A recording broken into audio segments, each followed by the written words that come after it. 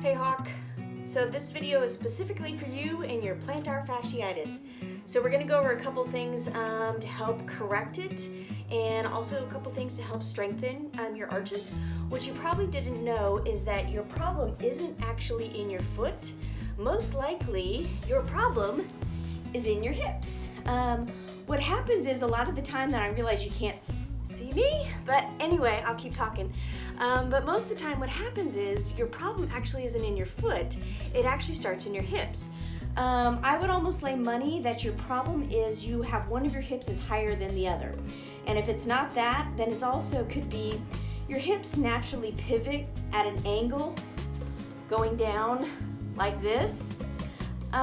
What probably happened is one of your hips has probably rotated in just a little. So your hips are probably looking like, they could be like this, and your hip that probably where your problem started might have actually done this, where you pivot in just a little bit, and that causes the plantar fasciitis. What happens is your hip loads up the knee, which loads up the ankle, which loads up everything onto that fascia down in your foot. So the really interesting thing here is that your foot, think about it this way, your foot has 26 bones in it. Is that right? Yeah, 26 bones in your foot. So when you combine the 26 bones in each foot, do you realize that that's like 1/8 of all the bones in your body?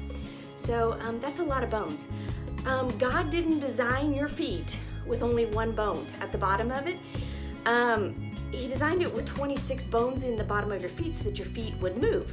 So that way they pivot, they turn, they twist, they lift up, they lift down. So it's really important to allow your foot to have that movement. I think, if I remember correctly, your post might have said that you had orthotics. And orthotics are okay as long as they aren't those really hard, nasty ones. Those really hard ones, and normally those are the most expensive ones too. They're costing you like 150 bucks a piece. Those ones, and every podiatrist is gonna like shoot me for this, but they're overrated.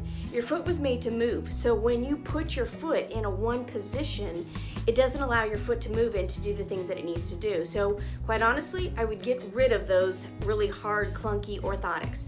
If you're gonna use one, the gel ones are not too bad because they allow your foot to move. God made your foot with 26 bones. He didn't make it with one bone. If you had just one bone in your foot couldn't move all the different directions that it does. So allow your foot to move. So the first thing that we need to do is to bust up that tendon down at the bottom of your foot. So the first thing that we're gonna do is I'm gonna show you a trick that you can use with tennis balls. And quite honestly, I think I'm gonna take a tennis ball on the trail with me just in case, because the tennis ball actually is good for a multi-purpose use for a bunch of different things as far as massage and helping things, treat things that are going on in your body. So the first thing that we're gonna do is to bust up that tendon down at the bottom of your foot. What you're gonna do is you're gonna take a tennis ball, and this is the dog's tennis ball. They're so mad that I steal these from them, but anyway, you're gonna take a tennis ball, and you are going to get on your knee, and you're gonna start back here on the back of the heel, and all you're gonna do is you're gonna kind of load it up with your weight, and you're just gonna rock this thing back and forth all the way from that heel bone back here all the way up to where your toes are. So just back and forth, and you're just really just gonna rip it out. So you rip it out really good. If my foot was my hand, basically you're gonna start right here, and you're gonna go to here. So here to here, here to here, all the way from back to forth. And then once you get done with that, then you're gonna come underneath this portion, and you're gonna go back and forth the other direction. So back and forth, back and forth, back and forth, and then you're gonna go from side to side, side to side, side to side.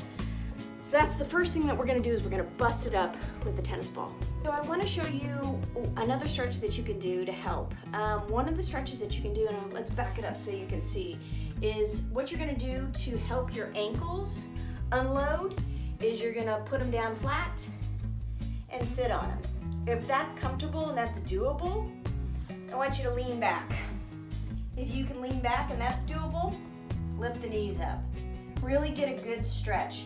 That helps to open up those ankles quite a bit. That works really well. The other thing too that you can do, I am not coordinated enough to do it, but what you do is if this is my big toe, these are my little toes, you lift up the big toe and keeping these toes down on the ground, drop that, lift up the 4. Hell, I can't even do this with my hand. Anyway, it's a really good exercise for you to do. You go back and forth, but big toe up, the rest of them down. This goes back down, little toes go up. Anyway, God, what an idiot.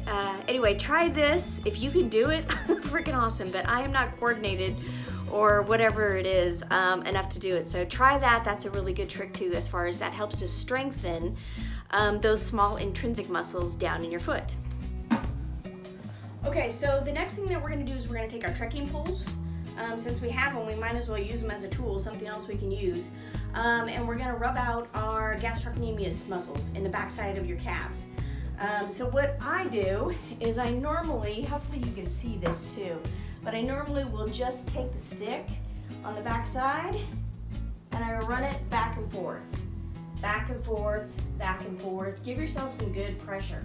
What that does is it helps to lengthen out your gastrocnemius muscles. So that's a really, really good stretch for you to do without having to do hardly anything other than run a stick, trekking pole behind your leg. The other thing that you can do, the last thing that I recommend my patients doing is going ahead and doing a really simple stretch. So for the most part, I normally will do it on something like a bench or something that gives me a little bit of elevation, but I will kind of stretch out my back foot a little bit and I will put all of my weight like on my front and I just kind of stretch out that hip just a little bit, and so it'll look like this. So I just kind of lean into it and I roll it around until I find all those oh so good spots and stretch it out. To stretch it out even more, you can go ahead and you can rotate your foot to the inside. So you can lean on it just like this and that'll rotate that too. That's gonna help with that internal rotation of the hip. So between all those stretches, hopefully something in there helps that.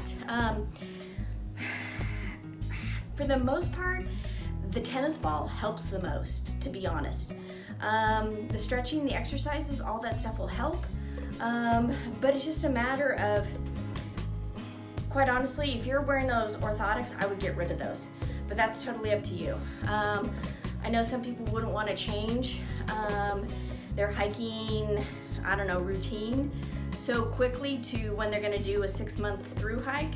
But I don't know, that's what I would do. I wouldn't have ever started with the orthotics, especially if you have the really hard ones. The gel ones, like I said, are fine. Something else too is I think I'm gonna put my email address down in the comments.